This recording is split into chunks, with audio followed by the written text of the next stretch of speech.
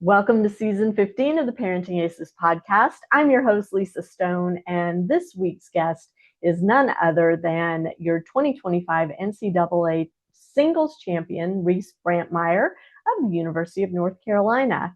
I first saw Reese play and had the chance to meet her at the Billie Jean King Girls National Hardcourts in San Diego, California. We struck up a conversation one day. I started chatting with her mom, and that became the beginning of me following Reese's career throughout juniors and into college. And I'm so excited to have her on to share her story with all of you because her journey is a little bit different than the typical junior tennis journey and a little bit different than the typical college tennis journey. So sit back, relax, and enjoy my conversation with Reese Brantmeier of UNC Tennis. Reese, it is so great to see you. I'm so excited to have you on the podcast, and we have just gobs of material to jump into because your journey has been pretty unique. Yeah, thank you so much for having me. Of course. We met, you were playing the 16s at the Billie Jean King National Hardcourts down in San Diego. I met you, I met your mom, and then we saw each other again at the US Open that year. And I've been following your career ever since. And your journey is different from most. And I think your story is so interesting. So I'm excited to kind of dig in and have you share that with the audience. But I'm going to start by asking you to just kind of give us a little bit of your start in junior tennis, how you got started playing the game. Yeah, so like you said, it's a little atypical to most tennis kids. No one in my family had ever picked up a racket. So I completely started tennis by chance. I was on a basketball team with a girl who played and invited me to tag along. So yeah, it was totally random, and I just fell in love with the sport from there. And I'm from a very small rural town in Wisconsin, so tennis is not really a big thing where I'm from. So my parents had to drive me 40 minutes to the closest club every day for practice.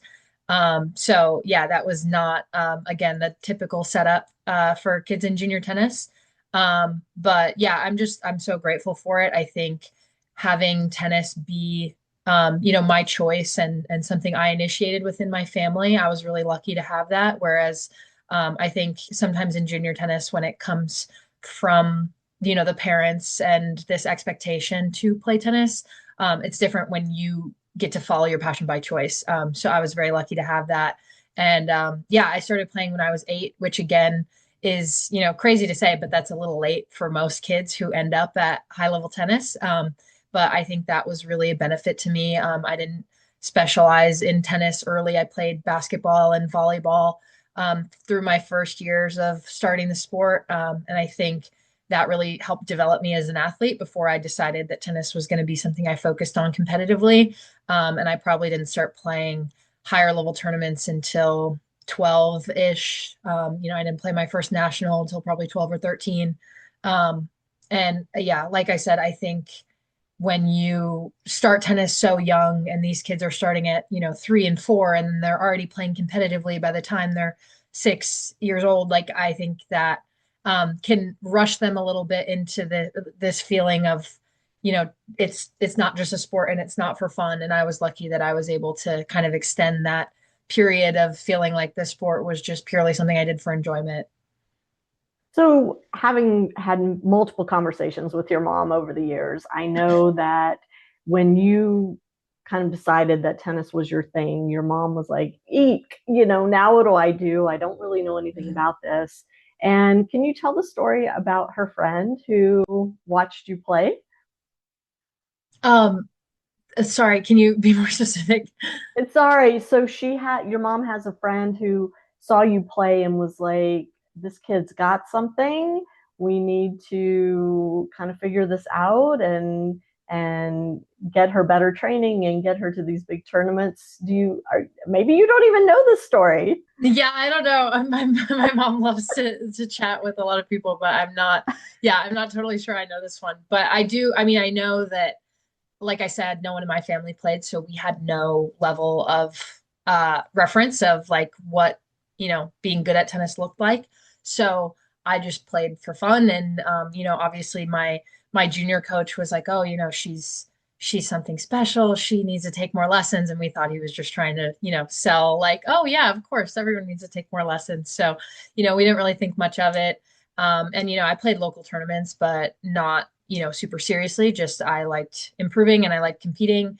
And yeah, I was lucky enough to be picked up by the USTA from junior tournaments. And I remember a USTA coach came to watch me play, and it was probably my first or second national tournament, and I actually lost my first round 6-0, 6-0. And she came and watched that match. It was Coach Lori Riffis, and I remember her talking to me after and saying, "Wow, like we were just so impressed with the way that you played." And I kind of thought she was joking because I was like, "I just lost 6-0, 6-0. There's no way." But they were picking out things in my game that they were saying, for seeing a young female player being willing to commit to like an all court game style, which is something I've kept into my current game. And I was willing to be aggressive and take swinging volleys and come to the net. So even though I maybe didn't have the results early on, I was lucky to have a lot of people who were supportive of me and seeing that commitment to that game style could turn into something in the future. It's so funny that you mentioned that match because been a conversation going on in our Facebook group about how as a parent do you respond when your child loses a match 0-0, and what does that mean to the player? Do you have any memory of the feeling that you had at that moment? Yeah, I mean, I thought this was a normal experience, but I've joked about it with my teammates now, and all of them were like, that did not happen to us. I lost 0-0 so often when I was in juniors, and I was like, oh yeah, you know how you used to lose 0-0 all the time? And everyone was like, no, I mean, like you could lose, but I was like, they were coming up with one, maybe two matches in their whole career that they've lost 0-0, and I'm pretty sure I could come up with at least 20. So again, I'm very lucky that my parents were willing to invest in tennis for me as something I loved and a passion, and not putting that pressure of results on me from a young age. And I'm happy to say it's been a while since I've lost 0-0. I can't remember the most recent time. But yeah, when I was younger, I really loved um, just building my game and seeing the limits of what I could do as a player more so than I loved winning, which maybe frustrated my coaches and my parents at times. But yeah, I was like, I know the way that I want to play. I know that this will work eventually. I'm going to keep swinging, and I'll find it at some point. And I was willing to go down with the ship earlier in my career to commit to that. But yeah, I mean, I remember at that match in particular that I had brought up, like obviously it was my one of my first showings on the national stage, so I was pretty disappointed. But yeah, at that point in my career, I was still so young, and was not necessarily deterred by that as much as someone now might be. Do you think playing multiple sports throughout your early years contributed to your confidence that, okay, I lost 0-0, that's okay. I know I'm doing the right things. I'm going to just keep working hard.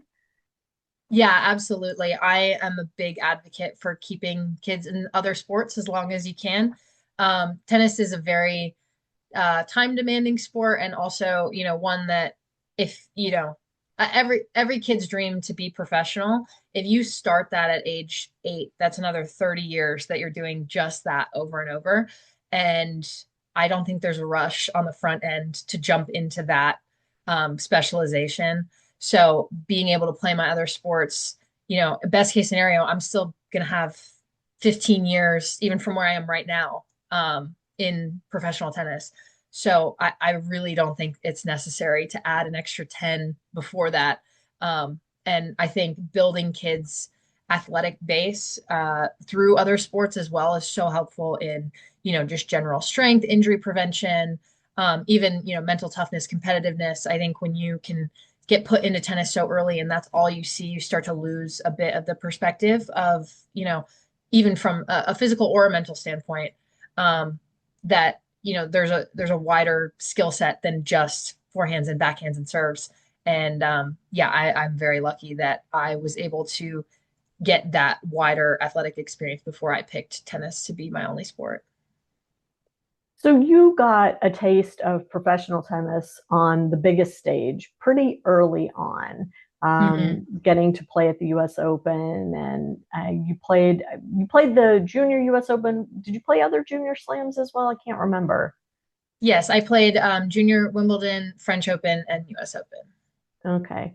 And so when you had that initial taste of this is what professional tennis looks like, you're in the locker room with maybe players that you've been watching since you were a little kid. Did you watch professional tennis growing up? Did you have those idols that you were like, ooh, I want to play like her? Yeah, absolutely. I had no background in tennis before I started, so it kind of was just a 0 to 100. I picked up a racket, like I said, when I was 8, and I loved tennis from that point on. So I was a big fan of watching tennis. I mean, I think that's one of the easiest and most accessible ways that you can get better when you're a kid. So when I was off the court, I was always looking for times that I could keep improving. Like I said, it wasn't super convenient to get to practice for me. So I wasn't a kid that was just going to spend hours and hours on the court every single day. So yeah, I had to get creative with ways that I could involve myself in the game. And for me, that well, big one was, either watching live matches on TV or looking up match highlights on YouTube. Like I loved doing that when I was younger. I'm a big Federer fan. He was like my all-time favorite. I would get up at 2:30 in the morning if he was playing in Australia. I was just a diehard. I mean, still am, but unfortunately, don't get any new matches from him. Um, and I loved Justine Henin and anyone who played a little bit more unconventional, like Ash Barty was my favorite player as well. Anyone with a nasty backhand slice, I've always looked up to. Um, so yeah, I loved watching pro tennis, and I think that was a big thing that got me excited about maybe doing that someday. So when you were at the Junior Slams and in the locker room or walking the grounds or in the player dining room with these people that you had been idolizing since a young age, what do you remember the feeling of seeing them in person or meeting them in person for the first time?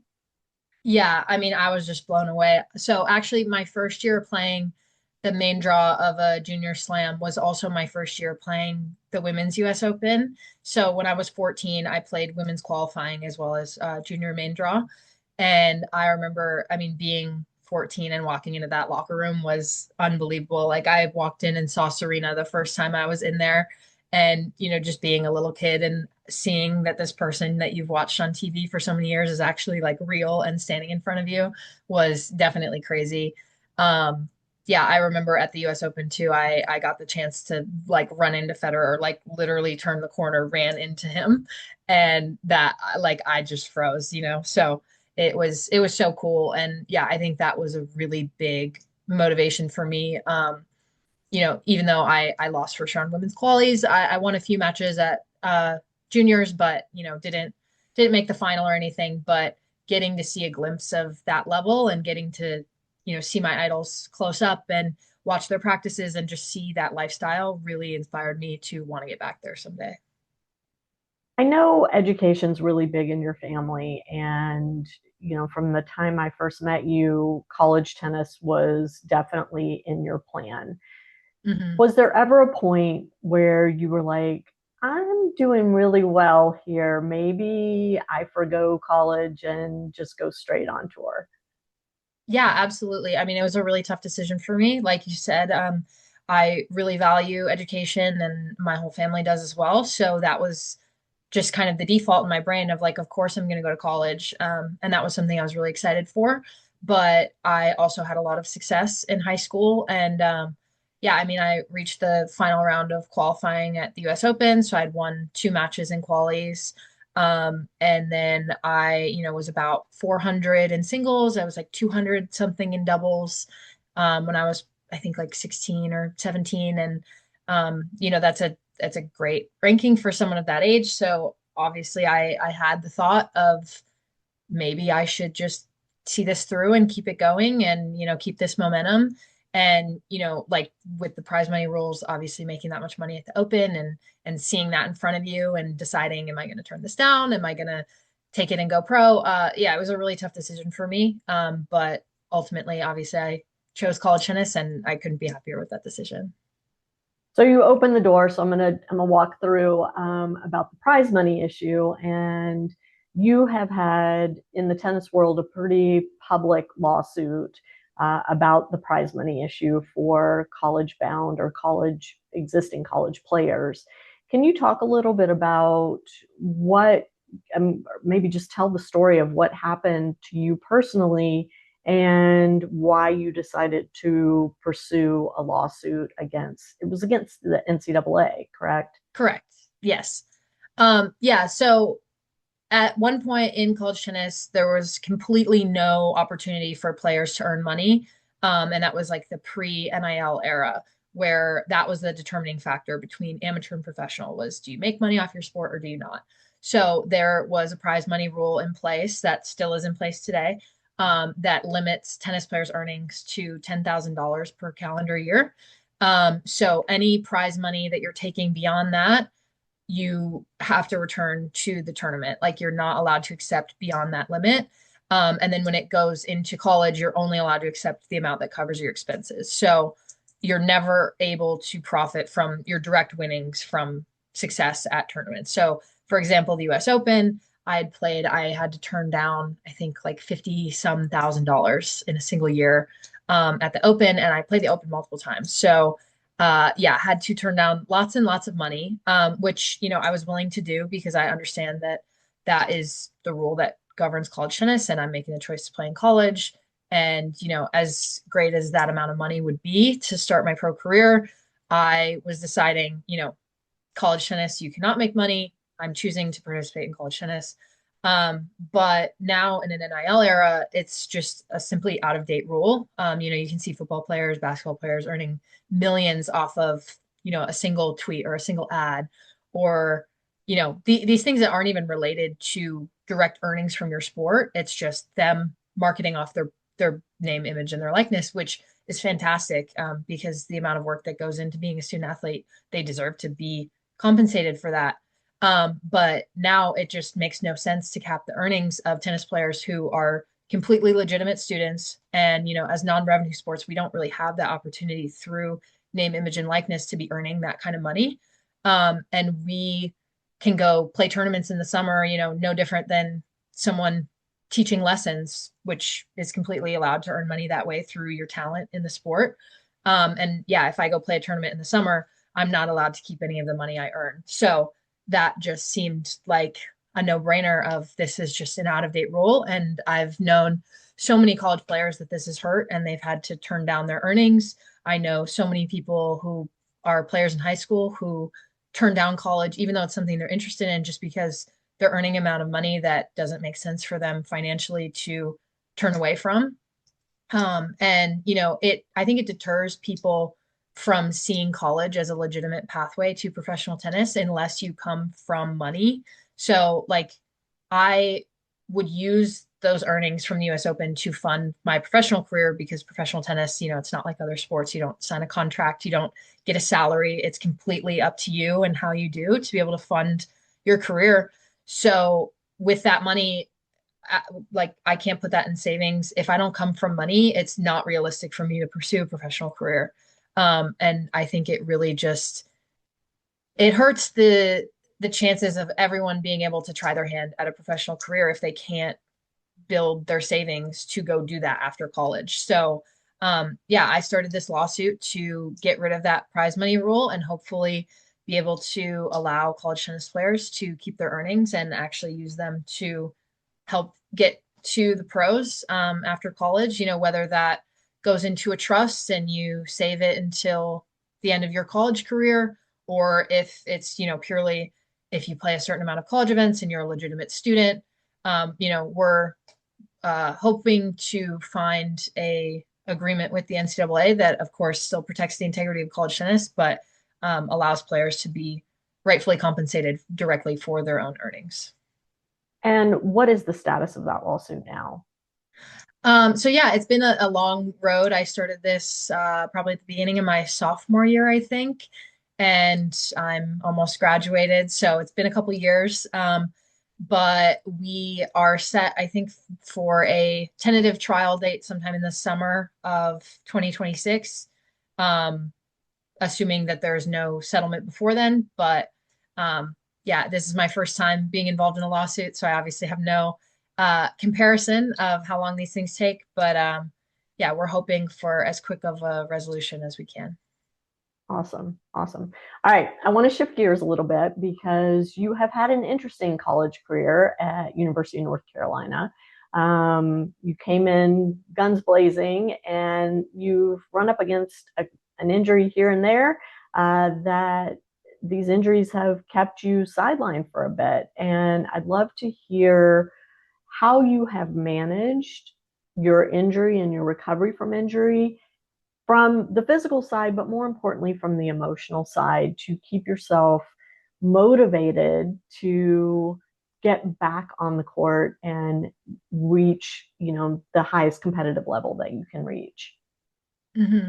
Yeah, like you said, I've been very limited in my college tennis career. Like I was just joking about with someone the other day that finishing this season or this fall season was my fourth semester of playing college tennis, which is crazy to think about because I came in my freshman year. I was ineligible my freshman fall related to the prize money issue, which obviously the NCAA ended up deeming I was, in fact, an amateur and able to play, which I'm very grateful for. But unfortunately, that decision took them that whole semester to figure out. So I sat out my freshman fall. And then, yeah, my sophomore spring, right at the beginning of our spring season, I tore my meniscus at our national indoor match. And that injury kept me out for 11 months. I had two knee surgeries following that. And I was able to play this past spring, which was my junior spring, and unfortunately was not able to finish the season. In our postseason play at NCAA's, I tore my meniscus again and had a third knee surgery. So I have, yeah, had an unlucky go with some of those injuries, but um, I think that experience, I mean, for one, just reiterated to me every single day how lucky I was that I chose North Carolina. I am so lucky to be surrounded by the people that I am every day. And like completely hats off to our staff and our athletic trainers and UNC sportsmen. Like they are the reason that I am back on the court. So I was lucky to have the best of the best. And yeah, it was a very long road of rehab. I mean, I was doing every single day, PT rehab for an hour at least. And that's still part of my routine now to keep my strength and preventatively, hopefully, ward off anything else additional in the future. Yeah, exactly. Um, but yeah, I think being on the other side of it, I obviously am not glad that I had that experience, but it has really changed my perspective on the sport. I think especially at the highest competitive level, it can be very intense and you can kind of lose sight of what you're really doing out there. And it can feel like there's so much pressure and expectation, and results can feel like the end of the world. But having that time away from the game, I never had to step back like that before. That was my first major injury. And just kind of realizing that none of this is a given really gave me a lot of gratitude for when I was back on the court. So, after those 11 months, even though I was very rusty and not playing my best tennis right off the bat, I genuinely have never felt happier on the court. And I think it just gave me an incredible gratitude of regardless of how you're playing, it is such a gift to be out there. And at the end of the day, it is just a game that we all fell in love with when we were kids. And it can be easy to lose sight of that. So I'm very grateful to gain that perspective on the other side of it. How did you keep yourself from going into a deep, dark hole during that time away? Because I think that's a common response, especially from athletes at a high level who are used to their bodies being able to perform and do what they want and need at, on a given day. And all of a sudden, this thing that you've devoted so much time and energy to is temporarily out of the picture. Hmm. Yeah, I mean, I think it is really important to recognize that you're not gonna be able to completely keep those feelings at bay. Like it is entirely natural. I had, some great days that I felt very motivated and really optimistic. And I had some really not great days that I didn't know if I was ever going to play tennis again. Didn't see the point in, say this is 9 months into my PT. I still can't even jog. Like, what am I doing? I used to be this great athlete and now I can't walk upstairs. Like there's definitely doubts that creep in. But I was just so lucky to have such supportive people around me.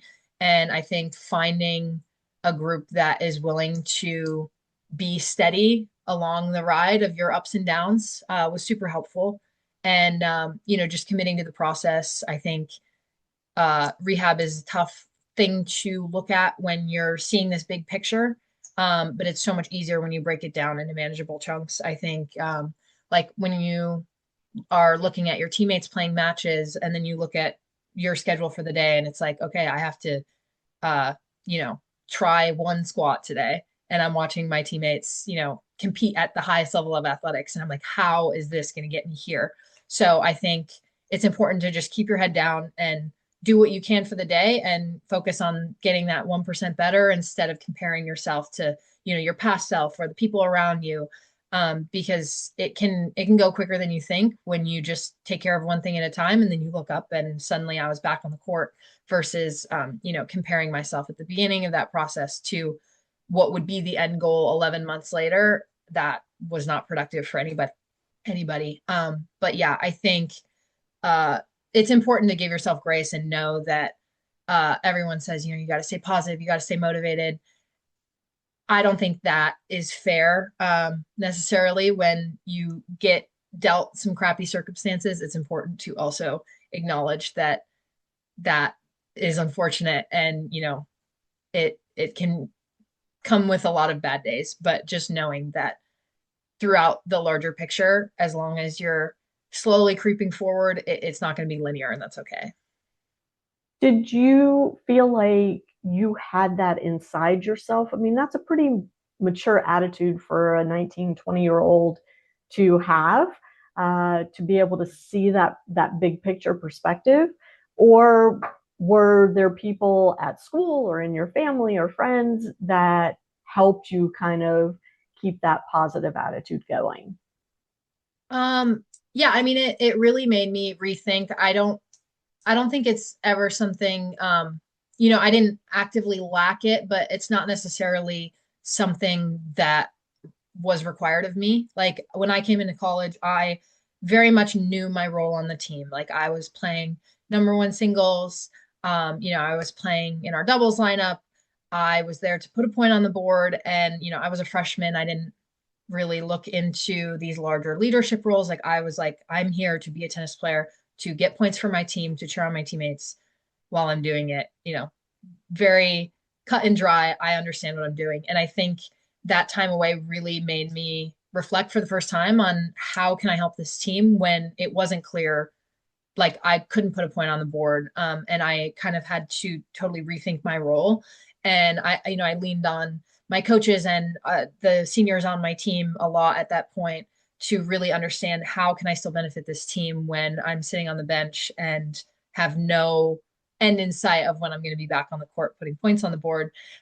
So I think that time of reflection was just really beneficial for me to understand the multifaceted nature of college tennis. There's a lot more that goes into it than just the matches on the court. There's the team dynamics, the leadership, the even support from the academic side. Like there's just so much going on that I think people don't see. And I got to really embrace that role during that time. So then when I did come back on the court, I just felt so much more mature and ready to step into a leadership role for my team because I really understood the more soft skills that I gained from that experience. And I was really lucky to have a great role model in that. My freshman year, our team captain was Soph Patel, and she never played. She was a fifth year on our team, and she would play some matches in the fall here and there, but she was never in our lineup in the spring. And seeing someone be such a great leader who was not putting points on the board and understood all of the little things that go into that off the court She was someone I really reached out to and leaned on during that experience to understand the more avenues that go into being a great leader for a team than necessarily just hitting tennis balls well. Yeah. So you came back, you had a pretty decent fall this year. You won Yeah. the NCAAs in the fall. For those who aren't familiar, historically, the NCAA tournament has been in the spring. There's a team event, and then at the conclusion of the team event, there's an individual event. This year, the individual event was moved to the fall, and I think was this the second or third year that that's been Second the year. case? Second Hmm. year. Time is just all melding together for me, Yeah. I swear. So it's the second year this has been the case where the individual event has been in the fall. Reese is the 2025 NCAA individual women's singles champion. With that comes a wild card into the US Open women's singles draw. I mean, oh my gosh. Like, I was following the tournament, and I have to admit, like, knowing what I knew about your injury and coming back, I was like, okay, well, really cool that she got in, and like it'll be fun to Hmm. see her playing again. And then you kept being in the draw and you kept advancing and kept advancing. Uh, well, first of all, let me say congratulations and well done. Thank And you. I was so excited. I think I was messaging you through the tournament, but at what point in the tournament did you realize that you had a shot to take home the trophy at the end of the week? Yeah, so I have really tried to do a lot of reframing in the way that I shape my goals.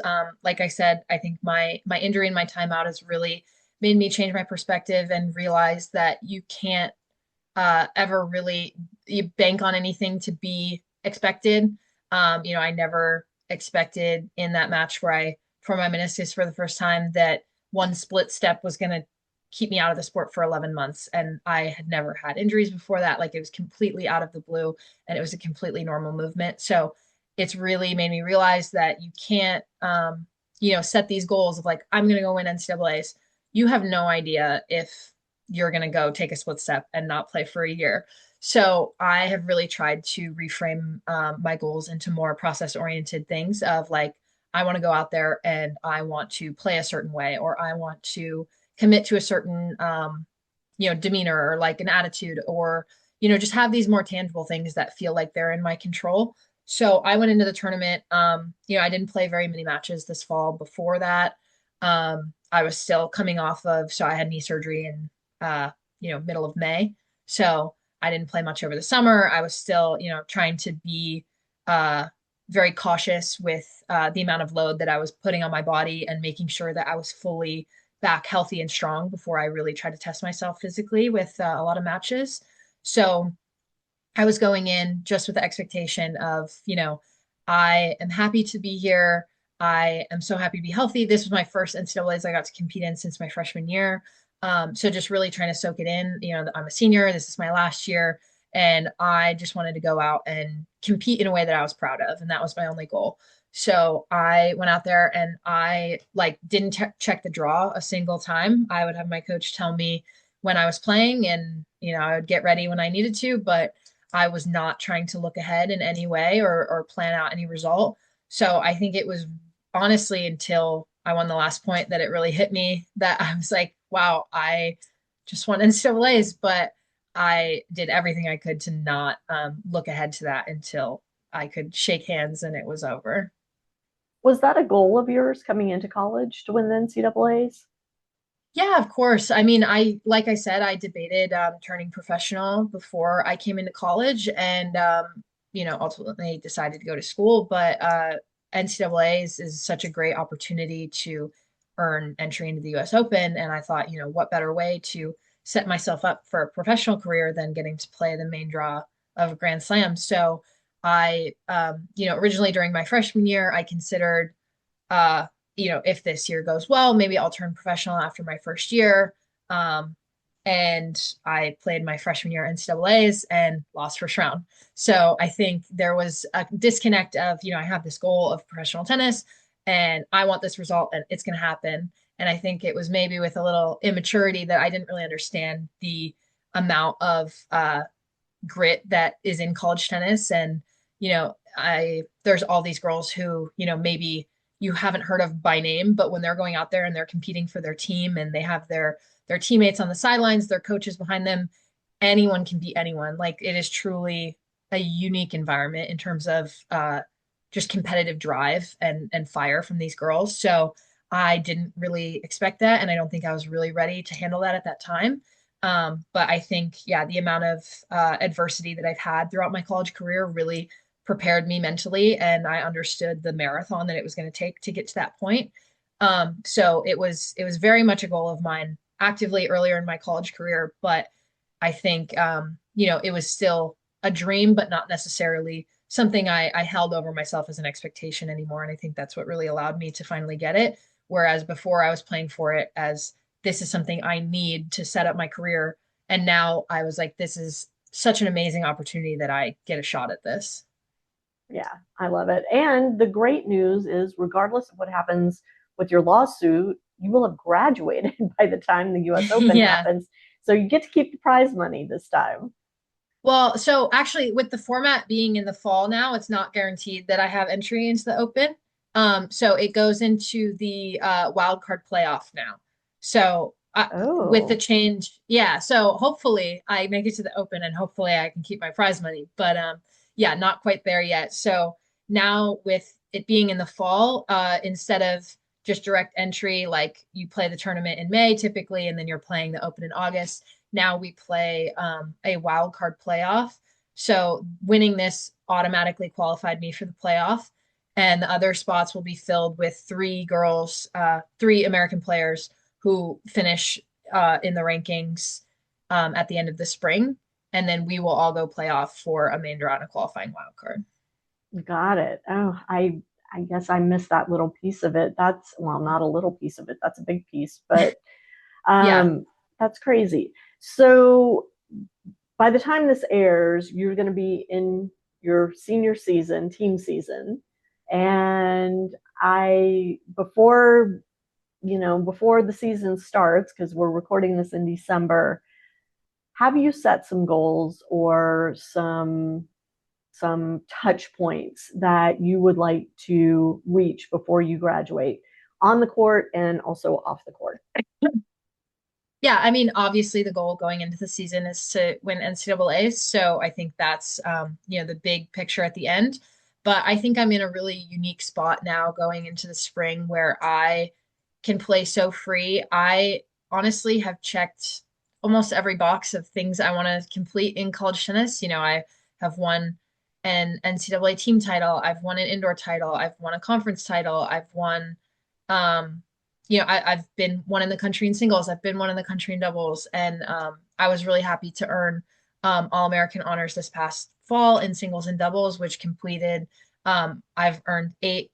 So I've earned singles and doubles each year that I've been in college. And that was such a huge honor and something that I was chasing. So now that I've had all of these, achievements that I've had on, like freshman me, if I made a list of, ideal college career, I probably would have put all of those on there. So now going into the spring, I really do enjoy the fact that individual season is completely over now, and now it's just fully focusing on the team. So instead of chasing these individual goals, I'm going back to just being one of 10 on our team, and I'm just really looking to enjoy it. There's no expectation or pressure that I'm putting on myself results wise. I don't need to keep any record to achieve something I need. Like I can just go out there and have fun and really enjoy my last semester playing team tennis. I truly cannot express how much college tennis has meant to me, and getting to play for a team has been the most special experience of my career. So I'm just going to try to enjoy every second that I have at Carolina. And what about in the classroom?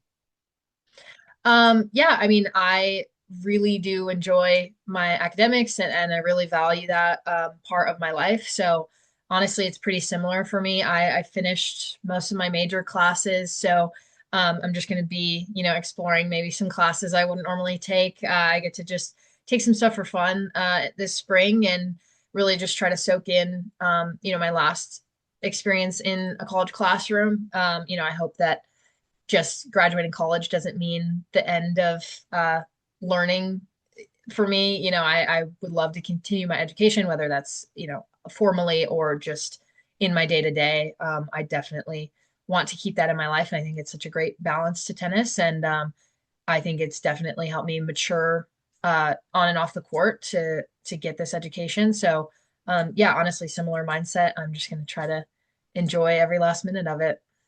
What is your major? So I'm double majoring in exercise and sports science, which is like our equivalent of kinesiology, and I'm also doing studio art, and I have a minor in global cinema. So a little bit of everything. Yeah, you're very much a left brain, right brain person. I love it. Yeah. And art has been an outlet for you since you were pretty young. Hmm. Yeah, I remember your mom telling me about you drawing, and yeah, that's really cool that you pursued that.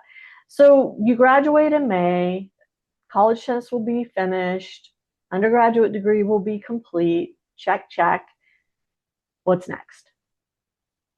Well, hopefully professional tennis. That's the goal right now. And it's, been the goal since I was 8 years old. So, I'm excited to enter that new chapter in my life. But, like I said, I have learned that, nothing can be guaranteed. So I'm just gonna put my head down and, take it match by match this spring. But, yeah, obviously, health willing, I am excited to, start my experience on tour. Awesome. And will you have the opportunity to travel with a coach? Are you still part of the USTA program? How will that work for you? Honestly, I'm not sure yet. I think it's a similar experience for a lot of kids leaving college tennis to go pro. I don't have a coach outside of college, and I've had such an incredible 4 years with the staff at UNC. So I'm kind of just going to be starting fresh, and yeah, I'm you know, like any college kid graduating, kind of dreading the question of what are you going to be doing after? But I mean, I know that I'm going to be playing, but the logistics of that is something I'm still figuring out.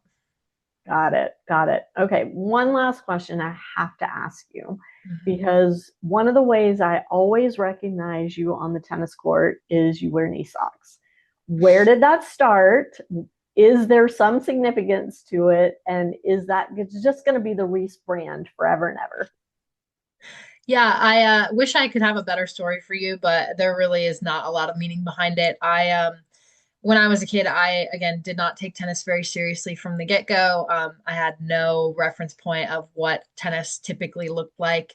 And I was a bit of a goofy kid, so I liked wearing, funky knee-high socks, and they were definitely not athletic socks. Like I was getting them from Party City and Walmart and anything that had, fun designs. And I had like tassels coming off the side. I had Batman ones with capes on them. Like I was just doing whatever. And then, yeah, I stuck with them so long that I was, just always, oh, that girl with the tall socks. So it kind of became my brand. So I saw it through all of juniors. And then, ironically, Bethany Maddox Sands is someone who at the professional level was the girl with the knee high socks. And she's actually from Wisconsin. And complete coincidence, I had no clue who she was until people started calling me Bethany. And they were like, oh, yeah, you're doing that because it's like the Wisconsin thing, like Bethany. And I was like, I don't even know who this is. So crazy coincidence there. But a lot of people think it's because of her. But, that connection has actually was a part of the reason that we ended up meeting. So and now I've met her many times and that's been a cool thing we can share. But yeah, and then I went into my college career, and Elizabeth Scotty was another player who had those knee-high socks, and hers were more for a health-related reason. But then we were doubles partners, so I was like, oh, I mean, I got to keep them now because we can match. We're doubles partners. And then yeah, I have since retired them. Coming back with the knee brace and the knee sleeve, it was a bit much with the full knee-high socks and the knee brace. I was suddenly only having like my knee on one half showing. So I was just like, this, had its time and, now it's retired, but it is a fun thing I can look back on.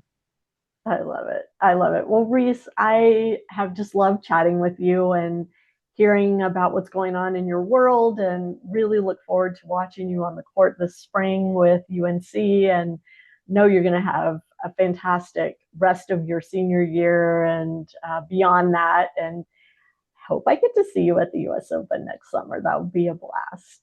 Yeah, I hope so as well. Thank you so much. To my audience, thank you so much for tuning in. We will catch you next time on Parenting Aces.